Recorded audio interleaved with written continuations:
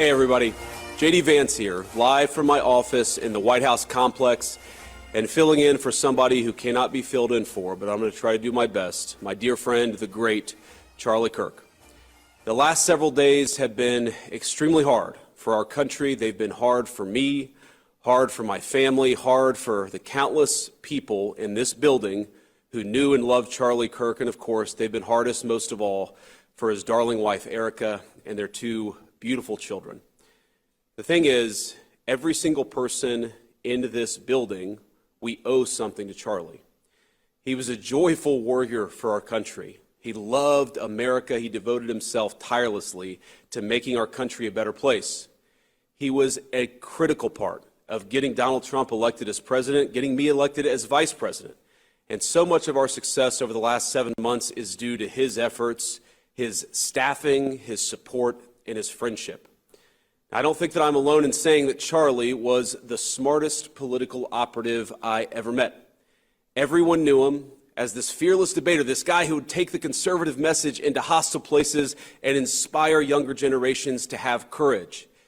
One thing that's hit a lot of those young Americans over the last week was how Charlie was there for them when others were not. When they were afraid to speak their minds, when they were afraid of what a professor would say, when they were afraid that they would be shouted down by their peers, Charlie was there, showing them that they could be courageous and that they could be bold. Charlie was a visionary. He was a luminary. He brought together people. He didn't just teach people how to speak. He didn't just teach people what to say. He didn't just teach people they could actually speak their mind on campus. He created a whole social network for an entire generation of young people. I know people who met their husband, who met their wife, who met the best man at their wedding at a TPUSA event. Because as you guys all know, it's not just about speaking our mind, it's about making friends along the way and creating that support network that won an election and that staffed the current federal government.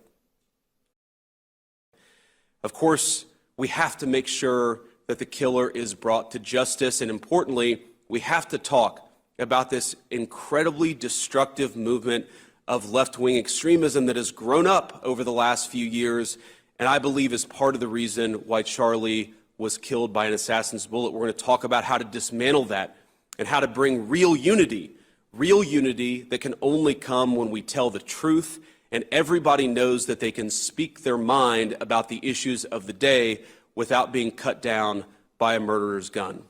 We're going to talk about all of those things with friends of Charlie, with people in the administration, with people that he knew. You know, on a podcast a couple of months back, Charlie was asked about how he'd want to be remembered if he died. His answer, I want to be remembered for courage, for my faith. That would be the most important thing. The most important thing is my faith, and that was Charlie. And in this dark moment for our country, I think that's the greatest lesson any of us can take from Charlie. To have faith in the Lord, and to be bold in how we glorify him. To be bold in our pursuits as Charlie was in his. So that's what we're going to spend a little bit of time doing this afternoon. Keeping this incredible show he created going and hearing from some of the people who were so fortunate to call Charlie a friend.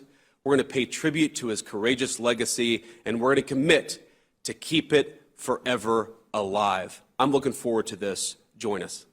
If you like this video, then like, share, and subscribe to Mirror Now.